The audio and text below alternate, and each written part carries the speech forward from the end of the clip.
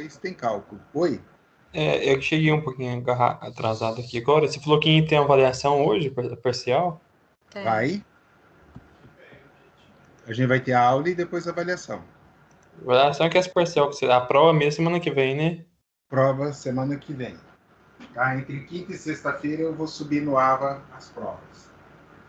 Não, então tá bom, então. Para vocês terem tempo de fazer as provas com calma, tudo certinho. Bom, pessoal, nós ajustamos os detalhes das nossas provas, das nossas avaliações. No final da aula de hoje, a gente tem a nossa avaliação parcial. É uma avaliação parcial bem tranquila, exemplo do que foi anterior. Tem uma novidade no formulário, eu programei o formulário para ele mandar para o seu e-mail uma resposta de retorno, ou seja, vai a confirmação com a tua resposta junto para o seu e-mail. Evidentemente, se você preencher o seu e-mail errado, aí você não vai receber a resposta de confirmação, mas a prova ficará registrada. Então, só se atente a este detalhe. E outro detalhe importante que eu vi, eu não sei, eu não lembro qual turma que foi, pessoal, mas teve alguns alunos que colocaram só o primeiro nome. Ok, eu conhecia, sabia quem era, mas não complica a minha vida, né? Porque senão daqui a pouco eu vou ter 3, 4, por exemplo, Gabriel. Gabriel é o que mais tem. Tem uma turma lá que tem 4 ou 5. Coloca só Gabriel e não vou saber quem é. Então, por gentileza, coloca o nome completo e coloca o e-mail correto. Porque se você colocar o e-mail correto, na hora que você clicar no enviar a resposta, você, no máximo em 2 minutos, chega na tua caixa postal que você fez a atividade. Então, esse sistema eu estou implementando na parcial, de confirmação de resposta, e a ideia é utilizá-lo na prova também. Porque daí não fica naquela, eu entreguei, será que o professor recebeu? Não, daí vocês já saem da dúvida automaticamente. Tá? Então, essa é a ideia, para que vocês consigam ter essa confirmação, vocês vão ter no envio a confirmação por e-mail. Portanto, capricha no e-mail e não esquece, nome completo. Ok? Sessão 2.3. Nós estamos chegando na parte final, finalizando 50% do nosso conteúdo. Na sessão 2.3, a gente vai olhar o quê? Ensaios de índices físicos, expansibilidade dos solos. Ok? Por que é importante a expansibilidade dos solos? Então vamos lá. Nós já falamos, e eu já dei spoiler, no que vocês vão utilizar. Eu já comentei, vocês vão usar em pavimentação, tá? Vocês vão ter lá a disciplina de pavimentação, e na disciplina de pavimentação vocês obrigatoriamente vão ter que fazer o dimensionamento da base do pavimento, que é solo, ok? Então a gente tem as nossas amiguinhas argilas que estão presentes em tudo quanto é lugar. O que você vai fazer? Você vai trabalhar para que esta quantidade fique dentro de um tolerável. Como que eu faço isso? Controlando os índices de expansibilidade, esses ensaios que nós vamos ver hoje. Tá? Então, nas sessões anteriores, a gente trabalhou isso, já analisou e viu teor de umidade, a importância do teor de umidade, que ele é expresso em percentual. Como assim? Eu pego a massa seca e pego a massa úmida, né? Então eu vou lá, pesei a minha amostra úmida. Ah, legal, deu 120 gramas, beleza. Levo para a estufa, peso após a secagem, 100 gramas. Então eu sei que eu tenho essa diferença, eu me represento o percentual. E eu falei na estufa porque é um ensaio clássico de laboratório, mas não necessariamente é só na estufa. Pelo contrário, nós temos muitos ensaios para verificar, entre eles o speed test, e nós podemos citar também o teste da frigideira, tá? Embora o nome seja esquisito, teste da frigideira, é um teste, como a gente já viu anteriormente, normatizado pelo DER. Devido à importância do controle e à qualidade dos solos, o DR é um dos, digamos assim, expoentes em geração de normas.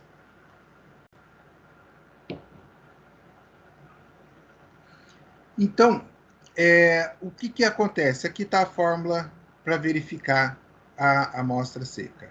E a gente tem o percentual de umidade. Digamos, dentro do exemplo que eu citei, 120 gramas, e eu tenho ele úmido, e eu pesei 110 gramas, ele seco. Quantas gramas representaria proporcionalmente? 10 gramas representaria o H de umidade. Então, eu teria 110 seco mais 10 de H, daria os 120, daria o meu valor total de solo com umidade retida. Então, vejam que é muito simples este ensaio. Muito fácil de se fazer, mas ele tem uma importância muito grande, tá? Então, ele está trazendo aqui, eu já adiantei, já comentei muito sobre esses ensaios, por isso a aula de hoje ela fica bem mais tranquila. Ele está trazendo aqui, ó, a amostra das cápsulas, e aí você tem o quê? Essas três aqui, eu tenho o solo úmido, essas três o solo seco. Professor, como é que dá para ver pela foto? Simples assim, observe que as três de cima são mais escuras e as três de baixo mais claras, tá? Ao secar, ao retirar a umidade, ao secar o solo, ele vai perder essa umidade. E assim, uma coisa muito importante, o solo está com cara de seco. Não chove há muito tempo, tá aquele torrão de terra. Não significa que ele não tenha umidade. Como assim, professor? Nós temos uma coisa chamada umidade relativa do ar. Vocês já ouviram falar. É o quanto existe umidade no ambiente. Umidade relativa do ar. Nós não temos umidade zero. Até porque, se a gente tiver, nós teríamos uma séria dificuldade para respirar. Tá? Então, o que acontece? Mesmo em épocas de extrema secura, que a gente tem lá períodos longos sem chuva, nós ainda vamos ter umidade. Ah, professor, vai ser como? Vai ser muito baixa, com certeza. Numa época de chuva, você vai ter um índice de umidade muito mais elevado do que numa época mais seca. Aí que vem o grande barato. Com este nível de informações, vocês têm como pensar agora lá em campo, pensando lá na pavimentação, na terraplanagem, na preparação da base para o pavimento, vocês podem analisar o quê? Opa, eu estou num período de seca, legal. Então, eu vou ter que adicionar umidade, provavelmente, para fazer a correção. Mas se eu tiver um período de chuva, com muitas chuvas, elas vão atrapalhar o desenvolvimento. Por quê? Porque eu vou ter um solo extremamente saturado. Eu não vou conseguir fazer uma base boa. Então, com esta informação, aí a gente vai lá e pega aquela janela que nós sabemos sem chuva, em BH, e depois pegamos aquela janela onde chove muito. Então, nós podemos readequar a programação da nossa obra em função dessas janelas. Tá? Porque eu sei que naquele período vai render pouco e sei que naquele outro período vai render muito mais.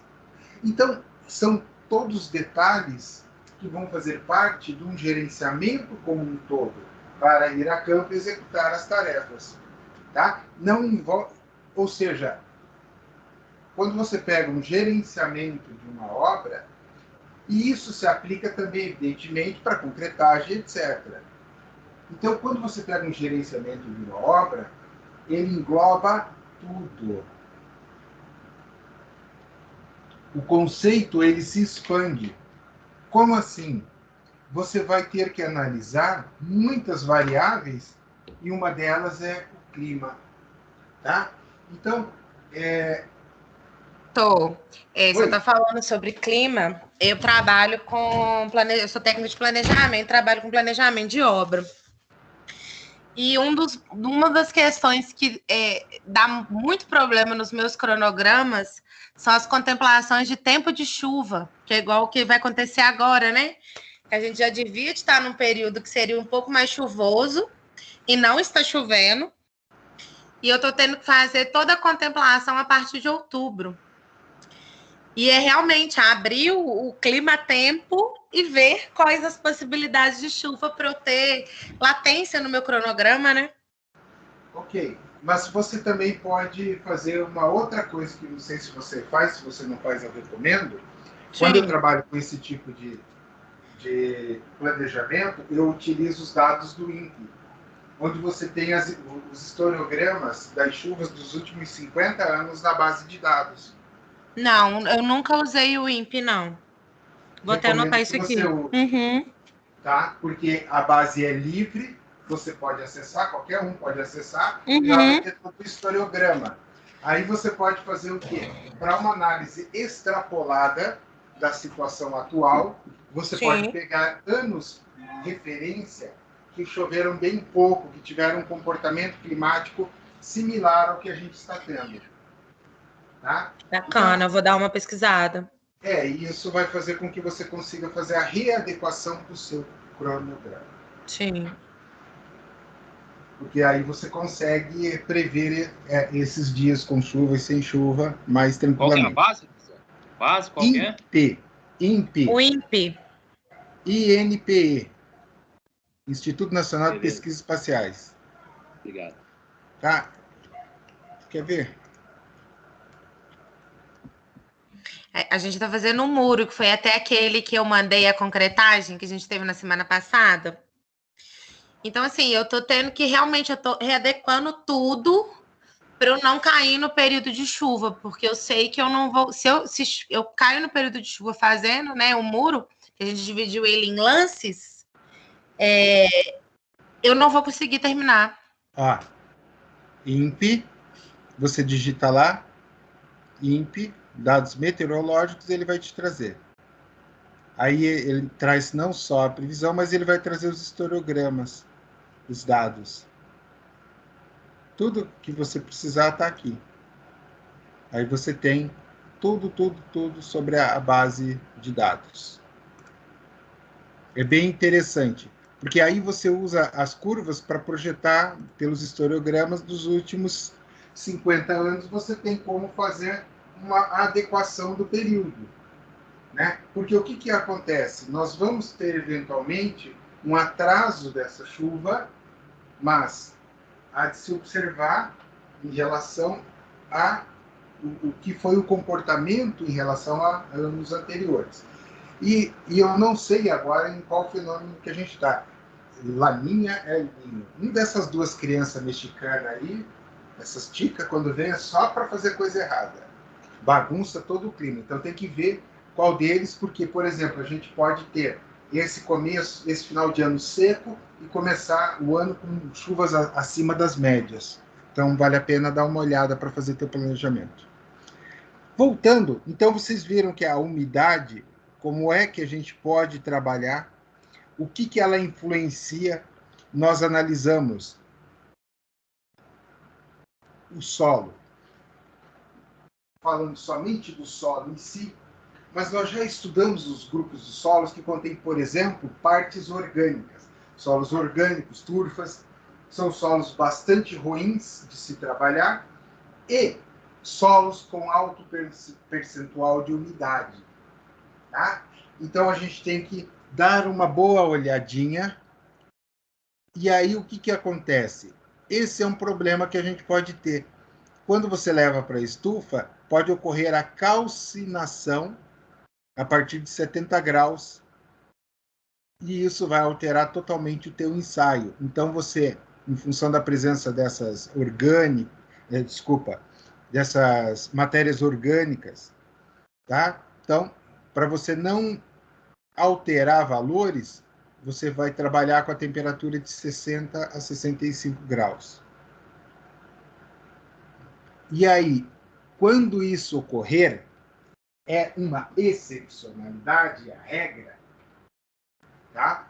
Não é algo comum, é uma excepcionalidade, até porque esse tipo de solo vai apresentar características terríveis em termos de trabalhabilidade mecânica, em termos de compactação, etc., o que vai acontecer? Você vai ter que fazer essa anotação que você trabalhou com a temperatura inferior de secagem. Tá? Geralmente, o normal é você trabalhar na faixa de 100 a 105 graus.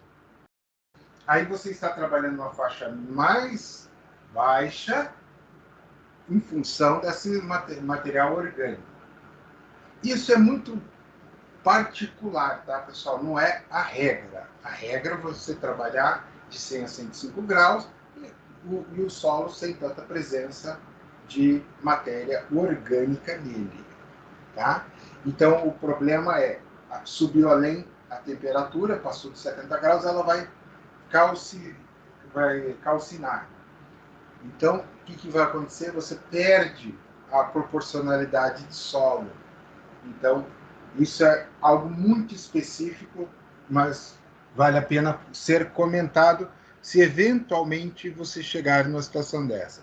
Capaz de vocês se depararem com 40, 50, 60, 80 ensaios e um desses chegar com matéria orgânica. Então, o peso seco é um índice físico muito utilizado nos cálculos de todos os ensaios na mecânica dos solos. Então, saber esse percentual de umidade faz toda a diferença. Em campo, eu fui para campo. Poxa, tenho que fazer o meu ensaio. E agora? O que eu vou fazer? Eu posso mandar para laboratório? A gente já discutiu isso em aulas passadas.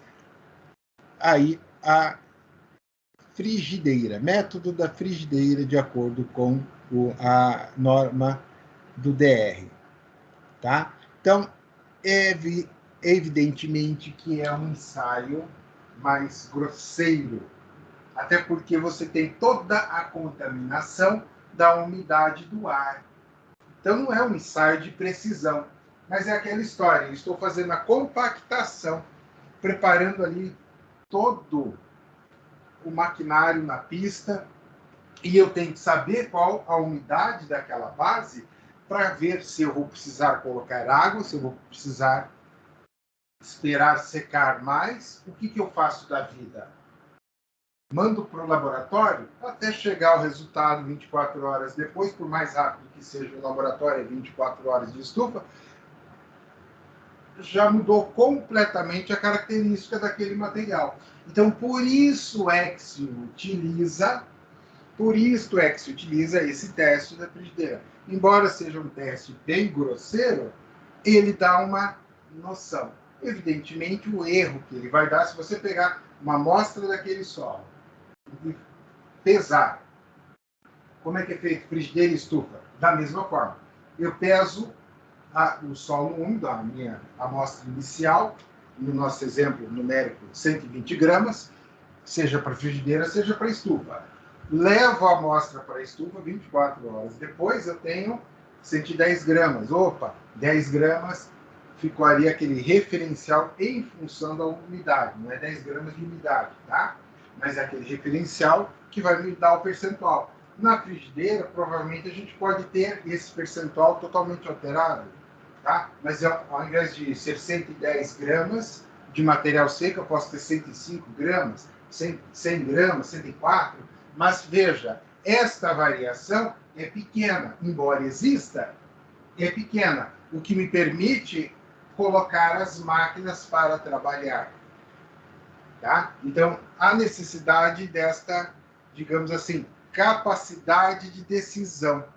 É a necessidade de você conseguir realizar o teu ensaio de forma rápida. Então, desta forma, o ensaio te permite fazer isso.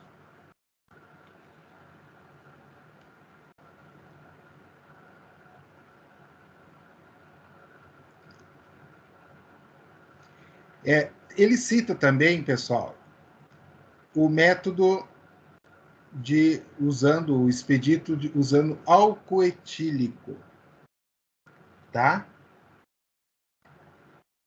O que acontece? Esse método de expedito usando álcool etílico, pegar ele aqui para mostrar para vocês. Qual que é o problema dele? Se vocês lembrarem das aulas de Química Orgânica que vocês tiverem, vocês adoravam essas aulas,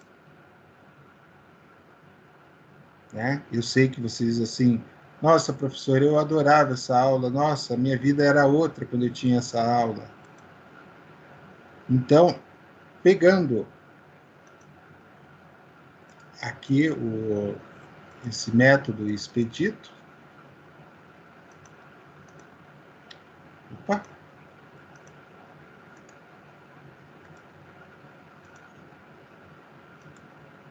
aqui, tá? Então, o que acontece? O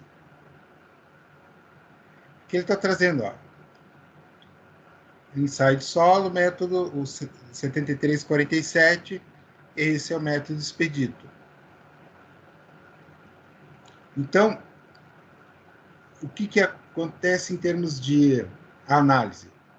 Balança, capacidade até 200 gramas, com 0,1 de sensibilidade, igual quem? Estufa, igual frigideira, cápsula metálica com fundo perfurado.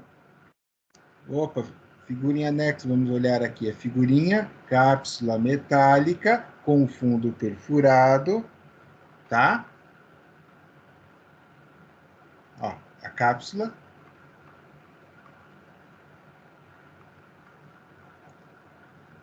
E daí tem a espátula, que isso é frescura, pinça metálica, frescura, álcool, que é importante, peneira, 0,2, e tomam-se cerca de 50 gramas de solo a ser ensaiado passando por essa peneira, até aqui, igual os demais ensaios, tá?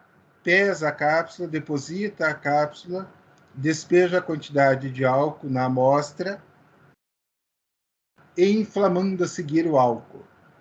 Repete 3 vezes. E aí você vai fazer a determinação. O que acontece? Qual é o problema deste ensaio? Ele é um ensaio grosseiro? Também. Ele se equivale ao da frigideira. Tá? Só que ele ainda tem uma variação maior do que a variação encontrada na frigideira, devido às aulas de Química Orgânica que vocês tiveram e adoraram. O álcool, ao entrar em combustão, o resíduo, um dos resíduos que ele gera é água. Haja vista no carro flex. Você abastece o carro flex e você observa o que acontece. Vocês já viram isso? O escapamento pingando água? Sim. Só você? E daí, pessoal?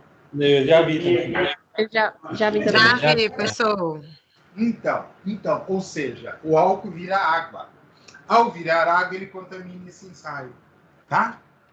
Então, por isso que ele não tem aquele nível de precisão desejado igual à estufa. A estufa é o melhor? Sim. Nós temos ainda o speed, que não pode ser deixar de ser citado. Eu já mostrei para vocês como é que é o speed, e você olha e vê, né, em função da expansão do gás, ele registra lá a pressão, você vai na tabelinha lá e ele vai te dar o percentual em função da expansão. Se formos analisar, pessoal, eu colocaria na seguinte ordem: a estufa, o speed, a frigideira e, por último, o álcool etílico. Ok? Então, a umidade, nós vimos a importância, como é que é calculada, e as 4 formas de se obter o percentual de umidade. Enfim, todas elas, sem exceção, vão trabalhar com o quê? Amostra úmida, amostra seca. A diferença é o percentual de umidade existente na amostra. Tá? Então, na frigideira, professora, qual que é o critério para aceitar lá? Para aceitar lá, como é que eu posso falar? Para saber, para tirar a umidade do material. A frigideira, quando você colocar o fogo, você vai ver o que vai acontecer. Vamos lá. Ela vai aquecer e vai secar o material, mas quando que eu vou saber que o material está seco? É no olhômetro. Porque enquanto ela estiver liberando Então, umidade, parâmetro, ela não, está né? liberando o vapor, sim ou não? Correto. Quando esgota a umidade, o que acontece? Vai sair só fumaça, né? O material vai começar. Não, fumaça não, porque o material ali é rico em sílica, antes de ele iniciar o processo de... Né, Ele vai aquecendo tanto que começa a sair fumaça. Não, aí você já perdeu. Ou seja, aquela fumaça branca, meio esbranquiçada, é a umidade. A hora que parar com aquela fumaça branca, você parou com a umidade. E o solo vai se soltando também, né? Entendi. E se você manter no fogo, evidentemente que daí você começa, mas você precisa pelo menos aí 160, 170 graus atingir essa temperatura para ele começar a encandecer e a dissolver os materiais. Você para o ensaio bem antes disso. Certo. Beleza. Então, dentro disso, pessoal, nós temos outros índices físicos que a gente pode trabalhar, como massa específica aparente, natural. Nós vimos isso já em aulas passadas, tá? Então, a massa específica aparente vai ser a relação dos solos em relação ao volume total. Como assim? Imagine, mentalize um cubo. Dentro daquele cubo, eu tenho 3 coisas ali: os sólidos, o volume de vazios e água, né? A umidade. Tá? Então, quando eu pego e analiso o peso daquele material seco em função do seu volume total, eu tenho minha massa específica aparente, que vai ser dada em, por exemplo, quilo por metro cúbico, tá? Quilo por centímetro cúbico, ou seja, uma unidade que equivale à massa e uma unidade que equivale ao volume. A densidade relativa e o peso específico também é dado desta forma. Então, método recomendado pela ABNT para ver a massa específica através dos piquenômetros, tá? Aqui são os piquenômetros. E aqui eu fiz uma colinha.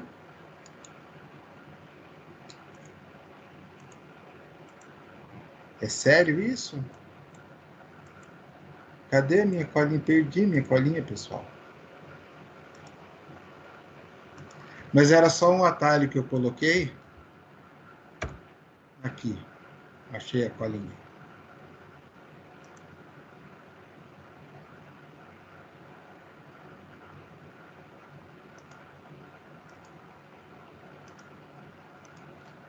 Para ensaio, piquenômetro, ensaio de massa específica. Tá? E aqui nós temos videozinhos interessante do piquenômetro. Eu peguei um aqui, bem curtinho. Por isso meu atalho era importante. Meu Deus do céu, esses anúncios são insuportáveis.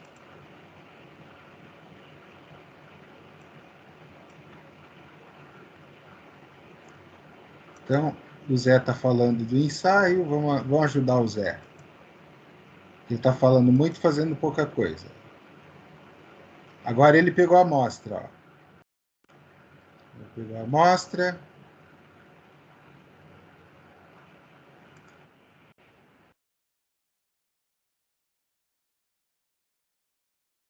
Ele vai utilizar aqui, pessoal, Aqui é uma bomba a vácuo. Por quê? Eu não posso ter esse volume de vazio sem controle, porque senão me compromete todo o meu ensaio. Então, como ele mostrou um pouquinho, aqui deixa eu mostrar. Não, aqui, o solo, quer ver? Tá? Ó, o termômetro, e ó, observa que ele está selado aqui, ó, para colocar.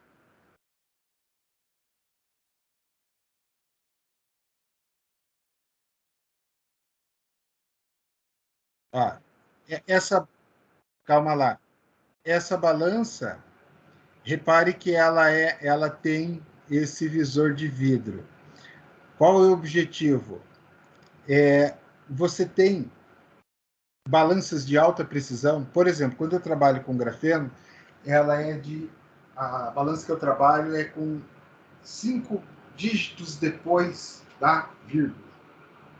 E ela trabalha em gramas. Então, eu estou trabalhando com milionésimos da fração de gramas. E ela precisa ter essa precisão. Ela só atinge com essa caixinha de vidro. Por quê? Você conversando perto da balança, e eu fiz o teste, curioso e só, né? Você conversar perto da balança, com a caixinha aberta, evidentemente, ela altera a medição. Tá? Então, neste caso, de certa forma, é até um exagero para este ensaio de piquenômetro. Não haveria necessidade deste tipo de balança? Não.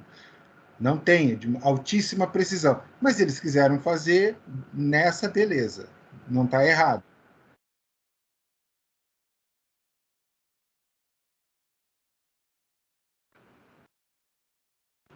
Opa.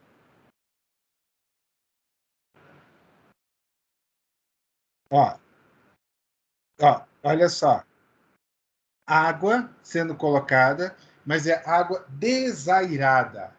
Ou seja, água sem a presença de ar.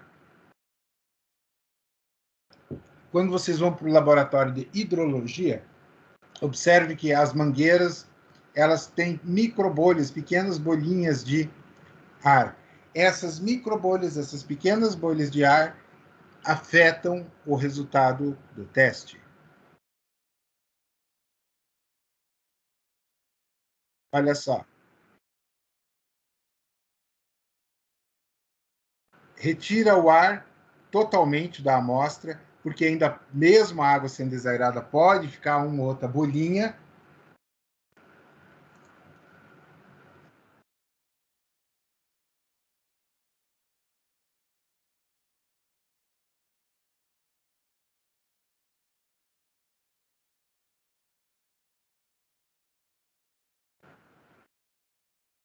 Olha só.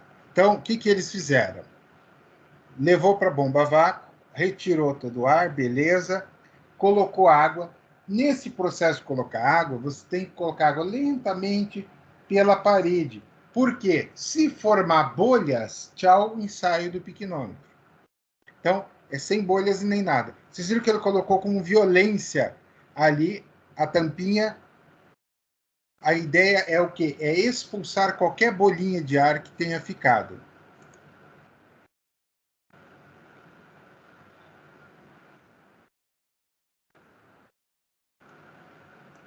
Opa. Olha só. O que eles fizeram?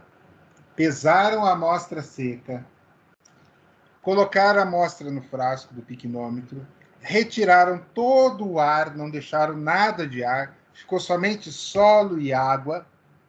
Aí eles vão pesar, e daí, agora na sequência, ele já pesou, ou seja, ele tem a massa de solo seca que foi pesada.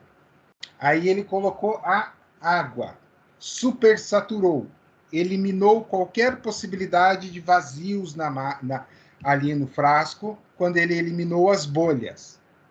Feito isto, o que ele está fazendo agora? Verificando a temperatura da água.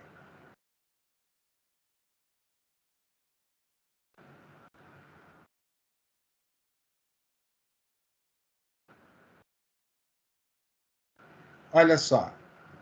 E aqui a fórmula.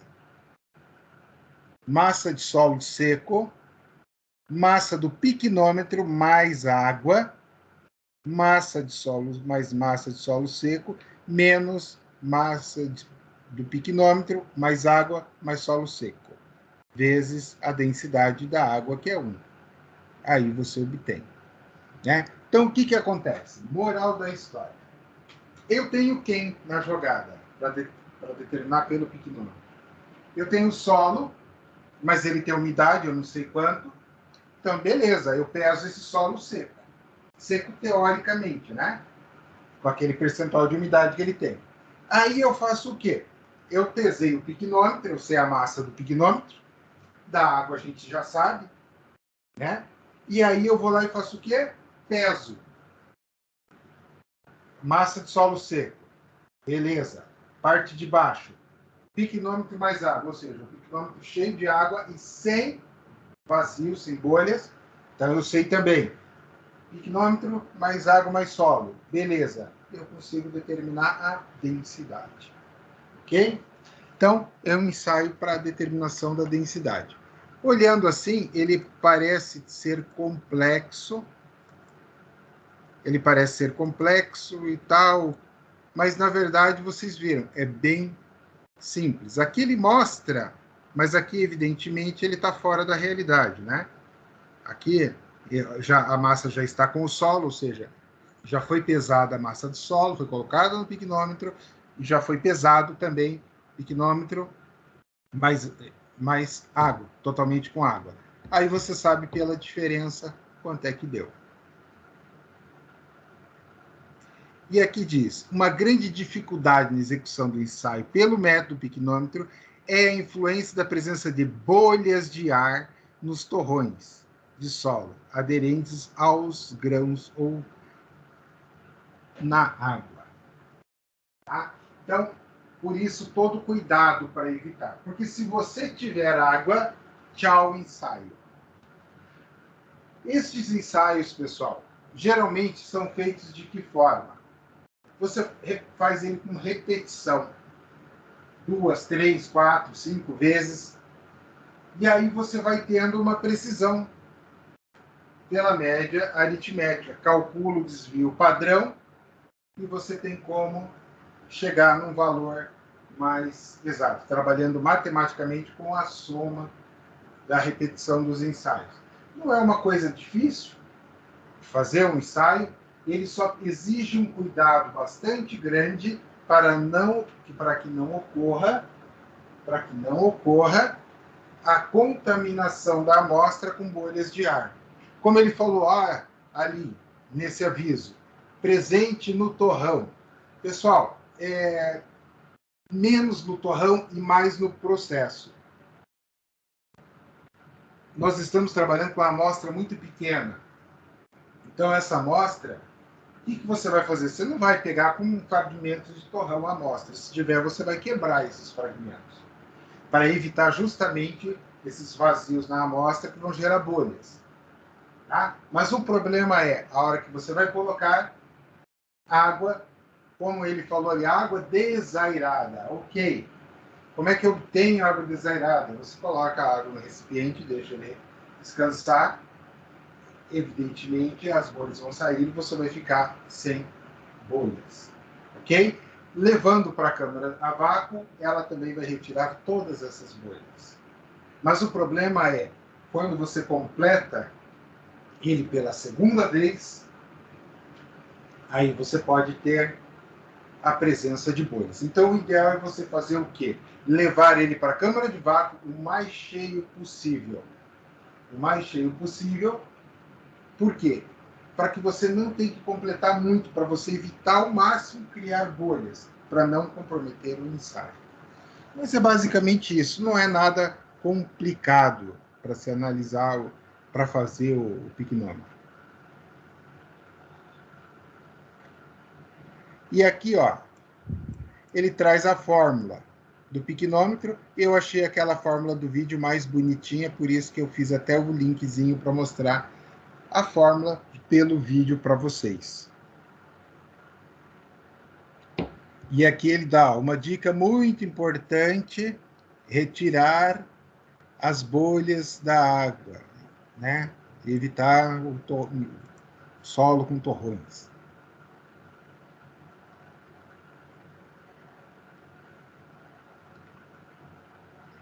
E olha só, a norma do Mercosul 93/94 recomenda o uso de piquinômetro de 50 ml. Qual a diferença entre a utilização do piquinômetro de 500 ml ou 50 ml, conforme a NBR 6508? Opa, calma aí.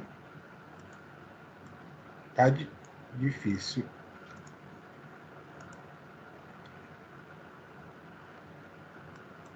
Só um minutinho, pessoal. Aqui, a ABNT catálogo. Tá difícil minhas colas hoje. Eu faço a aula,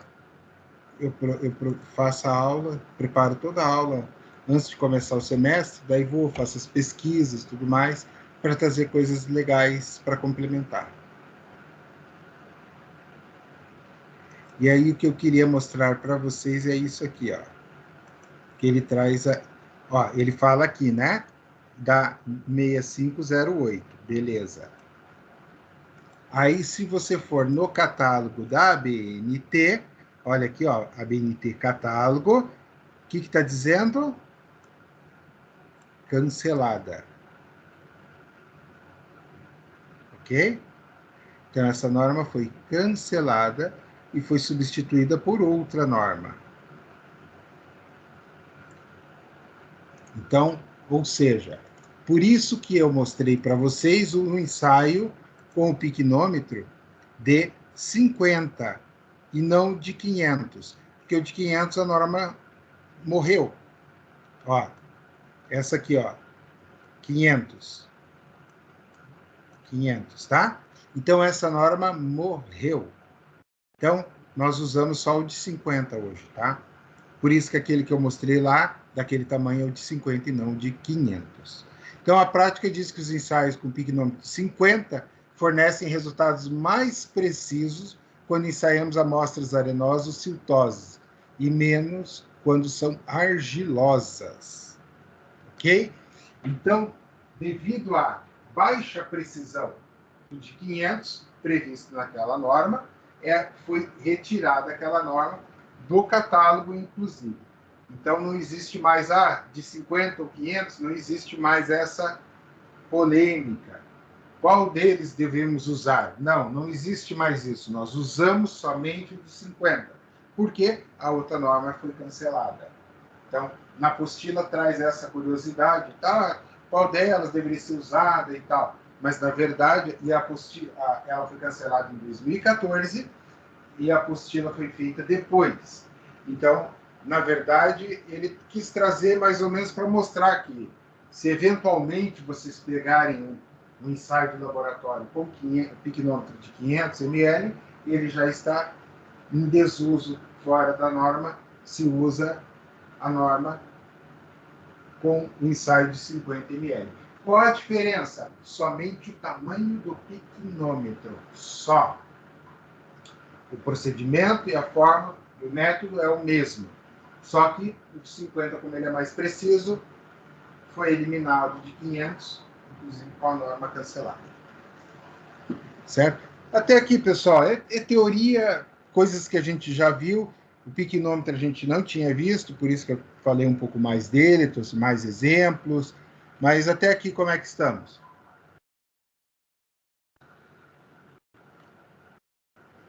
De boa, Jéssica. Tá tranquilo, professor. Então, tá jóia. Então, o que define qual método é o mais indicado geralmente é em função do tipo de solo que a gente estiver trabalhando. Tá? Nós temos um outro ensaio aqui, que é o do frasco de areia. Mesma coisa. O frasco de areia, ele vai ser utilizado da mesma forma como os demais. tá? Mas a gente pode olhar o ensaio do frasco de areia também. Ele traz alguns links aqui, densidade de agregado graúdo, densidade de agregado miúdo, né? E mostrar para vocês esse ensaio do frasco de areia só para vocês verem. Mas o princípio é sempre o mesmo.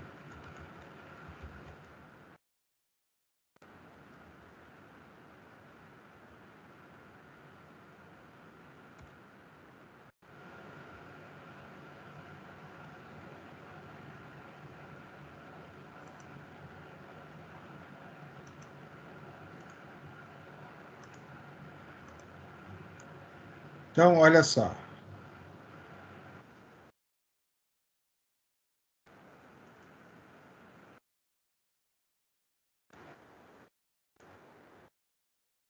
Ele está trazendo um ensaio da norma, o que é determinação da massa específica aparente de solo seco, vai trazer os materiais utilizados. Esses das faculdades aqui são bem legais, bem interessantes. Alguns ensaios que o pessoal fez ficou bem legal.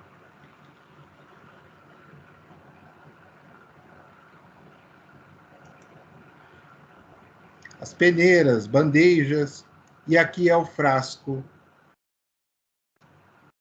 de areia. Então, eu vou trazer os procedimentos adotados. Eu vou pulando os pedacinhos que não forem tão interessantes. Cálculo da umidade de areia. Foi lá na balança. Olha só a balança dos caras. Com 2 dígitos. Né? Então, a umidade da areia, ele calculou. Cálculo da massa específica da areia. Vai pesar o conjunto.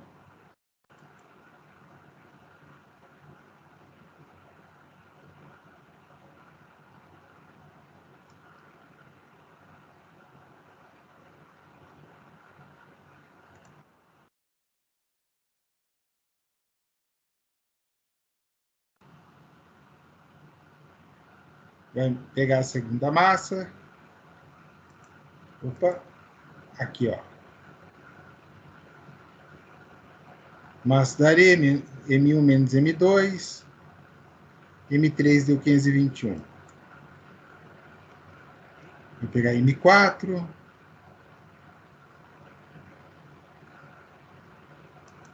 Vou colocar no balde.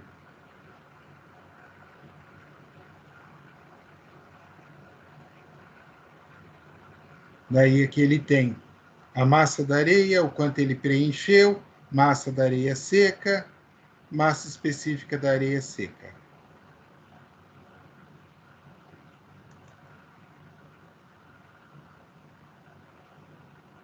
E aí ele vai preencher, aí ele vai fazer isso em campo agora.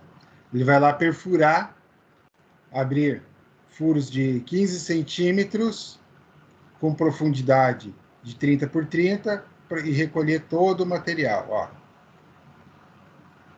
Então, o que esse ensaio faz? O que ele traz de interessante dos outros? Ele trabalha com a areia, né? Os outros trabalham com água.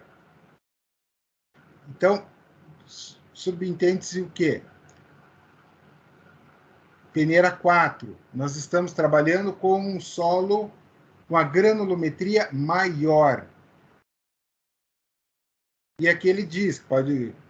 Novamente, o que ele está fazendo? Pesando esse solo seco, solo úmido, né? Ele já viu a umidade da areia. Aqui é o ensaio da frigideira. Olha só a pergunta que o Janilton fez. Olha só, Janilton.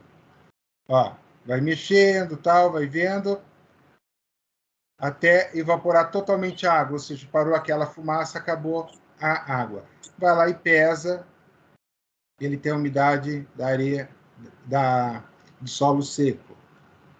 Então, aí ele vai tirar o cálculo da umidade, isso é simples, né? Pesou com umidade, depois pesou, depois de passar na frigideira, ele obtém o percentual de umidade, bem tranquilo. Daí o conjunto de frasco funil, a quantidade de areia, que ele vai analisar o que foi depositado naquele orifício escavado. Através daquele funilzinho que ele mostrou lá, vamos ver se, olha só, parar aqui. Através desse funil ele vira de ponta cabeça, por isso o nome do ensaio é frasco de areia, se a areia está cheia, ele abre essa válvula, a areia desce. Aí ele vai verificar quanto preencheu daquela amostra. Tá? Ele fecha aqui, evidentemente, pesando o que tem aqui, ele tem como determinar quanto foi o preenchimento.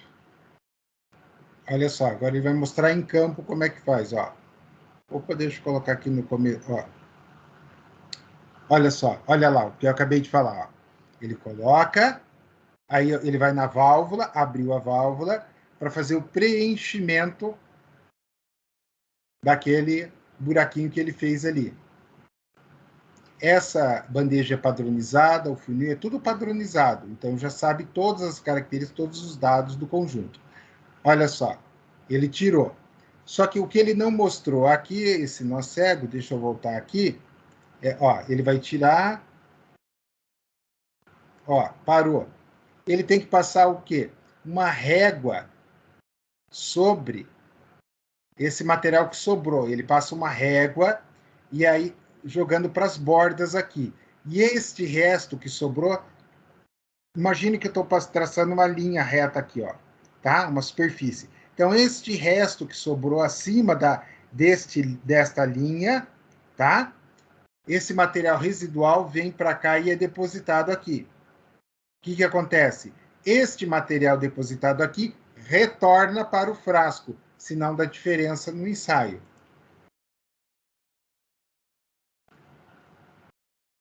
Daí, olha só, ele pesou novamente, mas aquele material voltou para complementar. Está na balança aqui, está pesando. Daí, ele vai calcular quanto foi de massa que foi preenchido naquela cavidade.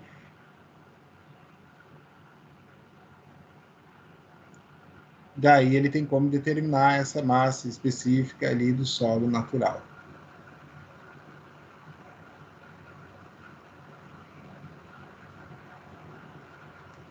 Esse ensaio tem um dificultador, né?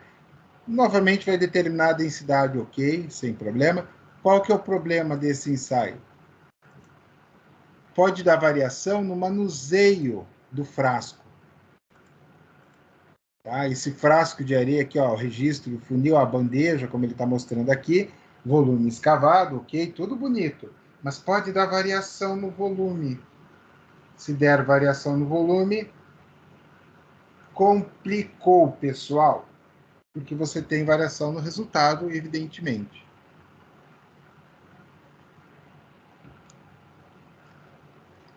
Então, eu vou usar quando o piquenômetro? Quando eu tiver solos com a granulometria menor, argila, siltes. Quando o solo for mais arenoso, eu vou usar o frasco de areia.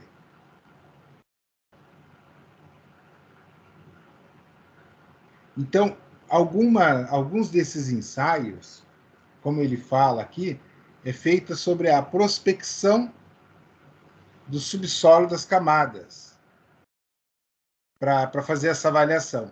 Um dos ensaios que eu já mostrei para vocês mais de uma vez, a gente já viu, muitas vezes até, foi o SPT. Vocês vão estudar todas as propriedades do SPT em fundações, vão ver novamente em solos 2, mas o SPT, o que ele faz? Ele vai escavando as camadas. Qual que é o grande barato do SPT? Até vou mostrar novamente, eu já mostrei muitas vezes, mas eu sempre digo, e não canso de repetir, o principal ensaio da engenharia, em termos de solos, é o SPT. Tá? Então, é o SPT. Vamos ver um videozinho de SPT.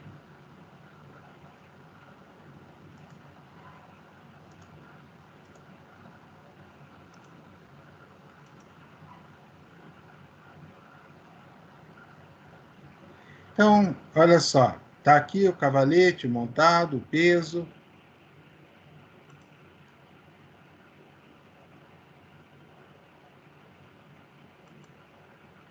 O vídeo é legal, essa menina está animada.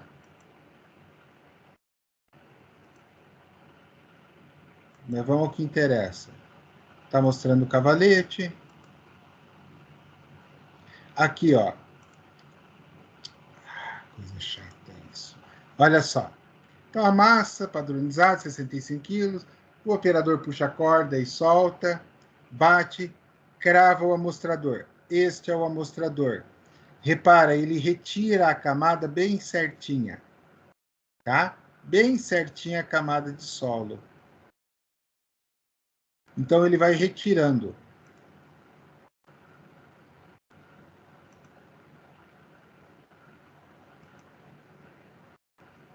Ela está explicando o que é, como é que é cravado.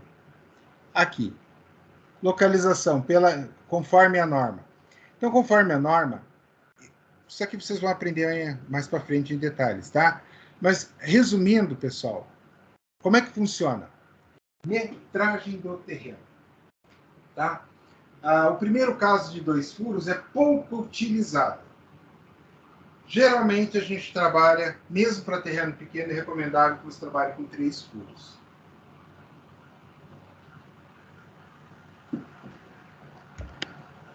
Seria este quadro aqui. Ok? Quando o terreno é maior e tal, evidentemente fica a critério do projetista. Por exemplo, eu particularmente, num terreno maior assim, ao invés de posicionar nos extremos e aqui, eu prefiro posicionar mais nessa região aqui. Não um ponto aqui, mais pontos aqui. Por exemplo, pelo menos 2 pontos aqui. Por quê? Porque aqui é o centro de carga da estrutura.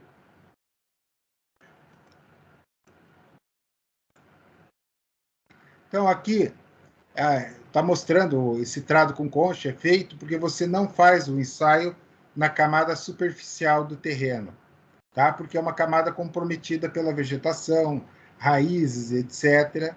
Aqui ela está mostrando, né, o amostrador.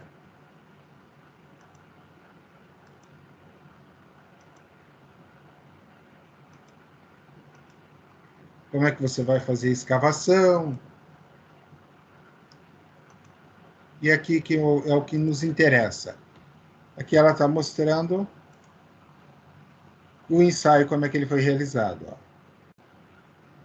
Tá? Então, repare que é um solo bem mole, bem tranqueira. Não tem quase nenhuma resistência. Aqui que ele começa a ter uma certa resistência. Ó. Tá? Quando ele pega essa areia siltosa com pedregulhos. Daí aqui que ele começa, ó, silt arenoso, com pedregulhos. E aqui ele vai para uma areia fina e até atingir o impenetrável para o amostrador. Ou seja, o amostrador não desce mais. Vamos ver.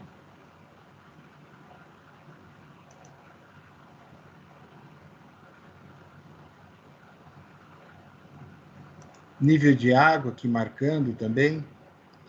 Mas, enfim, como eu falei, vocês vão ter todo o estudo do SPT. Mas, como ele cita a prospecção e etc., eu achei legal mostrar para você, né, que ele traz aqui o SPT. Eu achei que ficava mais interessante, mais dinâmico mostrar do que só falar.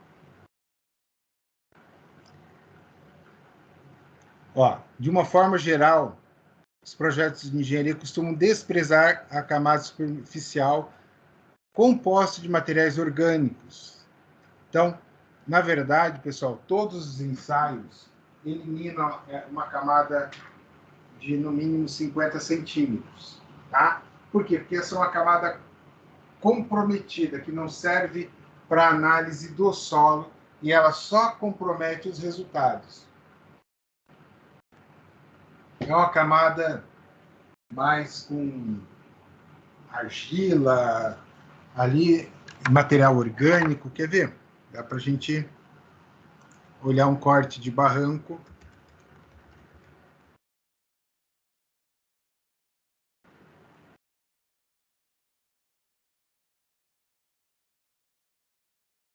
aqui uma visão mais ampla.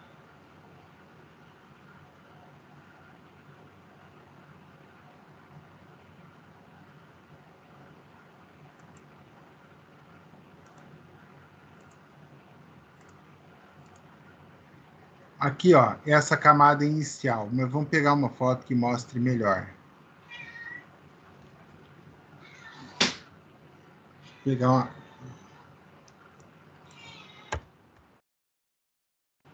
Pegar uma foto que mostre melhor isso.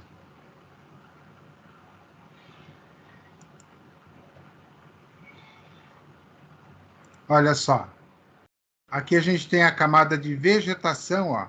Essa parte aqui, ó, ela não representa o que a gente tem no maciço de terra aqui, ó.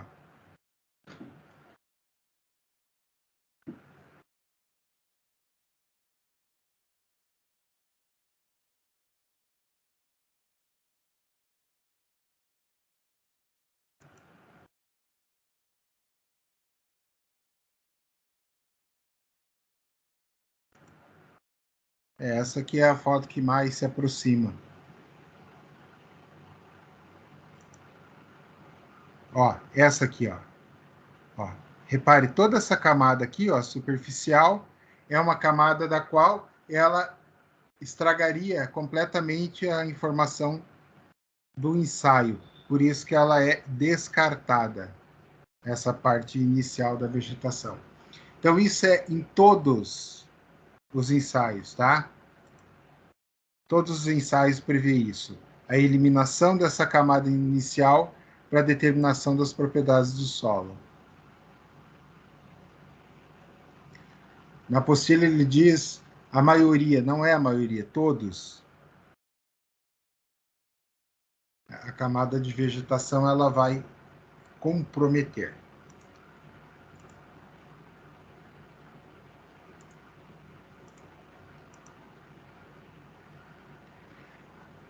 E aí também você tem outros tipos de extração de amostras.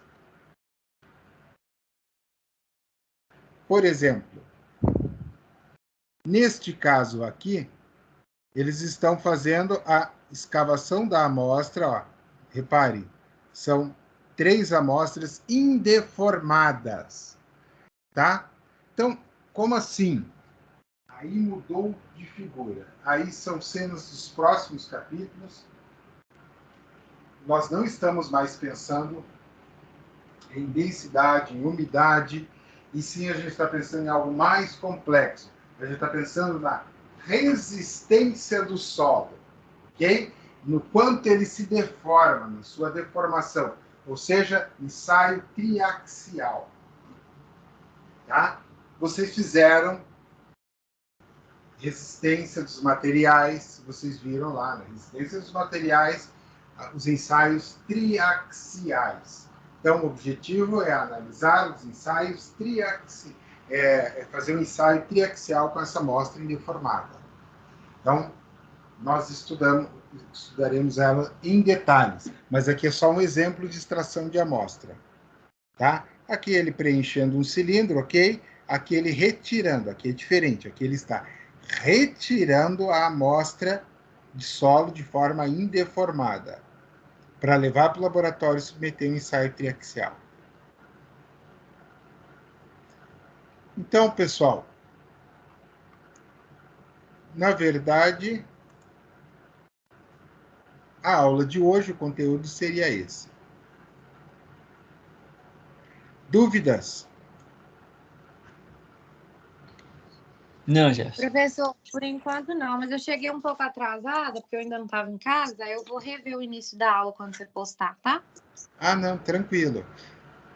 Foi uma aula mais básica, a gente revisou os ensaios que a gente já tinha visto anteriormente e vimos coisas novas como o piquenômetro, o ensaio e o ensaio do frasco de areia, né, para determinação da densidade.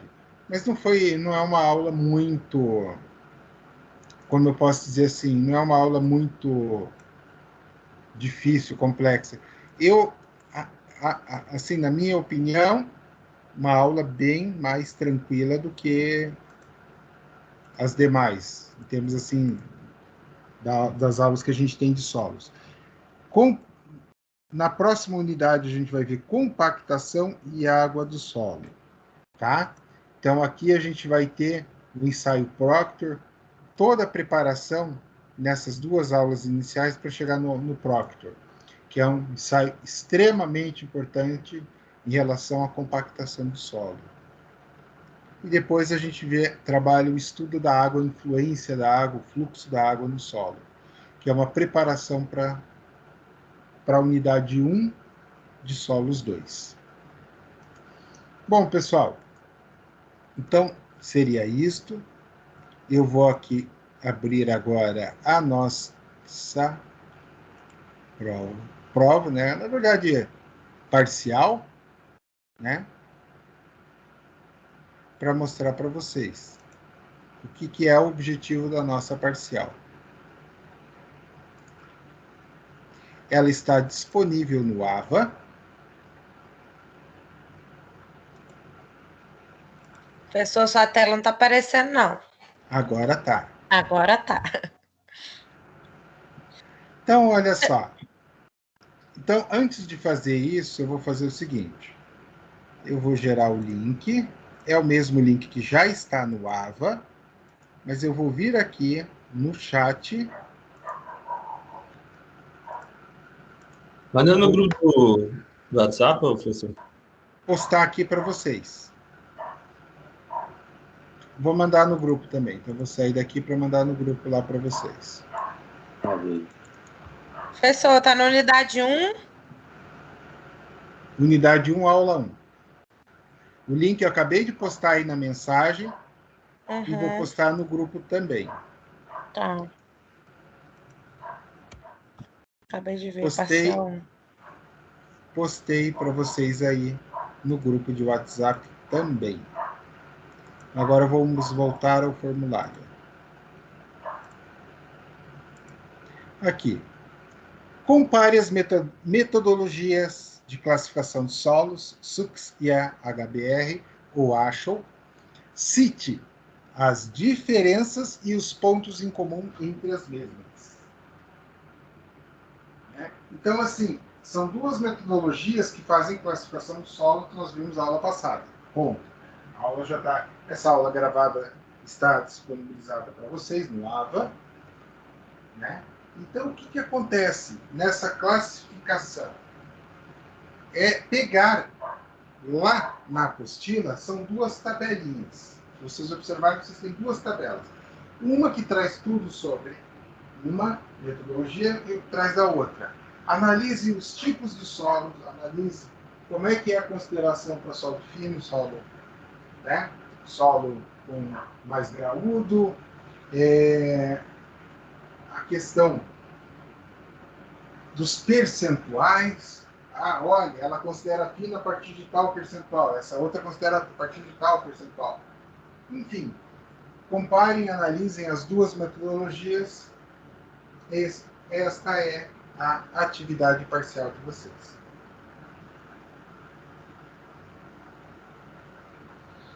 Beleza.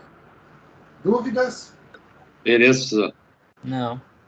Essa parte de anexo aí é obrigatório, professor? Oi? Não. Essa parte do anexo aí não estava como obrigatório, não, né? Porque às vezes dá uns pau aí. Não. Eu deixei livre tanto a parte de responder quanto a parte de anexar. Pode fazer das duas formas. Não precisa fazer das duas. Se alguém puder mandar. Oi? Se alguém puder mandar o livro, por gentileza, no grupo, porque o meu computador não está aqui em casa hoje, eu vou ter que fazer pelo telefone. Aí é muito ruim para poder ficar olhando, entendeu? Aí se alguém tiver o livro e puder ajudar, mandar no grupo. Eu tenho que mandar hoje. Então, a entrega é hoje. Vocês sabem a historinha da Cinderela, né? Qual é? Eu só quero que manda o livro, né? Senão antes da meia-noite vira abóbora. Quantos pontos vale essa prova, Jefferson? Essa é uma parcial. Então, a primeira parcial foi 500 pontos, essa segunda também 500 pontos. Entendi. A resposta está na unidade 2.2. Tá, aí é isso, gente. Se alguém puder mandar, senão Tá. é isso. Viu? Pessoal, mandem para ela no grupo alguém lá o livro, ok? E olha só. Eu e-mail. mandei, pessoal, só que ele é pesado. Ah, não, já foi. Tá lá no grupo. Olha só, e-mail. Coloca o e-mail correto que você, ao responder, recebe um e-mail de confirmação. Nome completo também, para quem chegou depois. E-mail correto, nome completo que você, ao enviar, você recebe um aviso no teu e-mail que é a tua resposta lá. Beleza, pessoal? Ótimo. Fechou. Então, pessoal, vocês têm aí o restante do horário para fazer a atividade. Eu acredito que o tempo é mais que suficiente para vocês fazerem essa atividade aí. E eu vou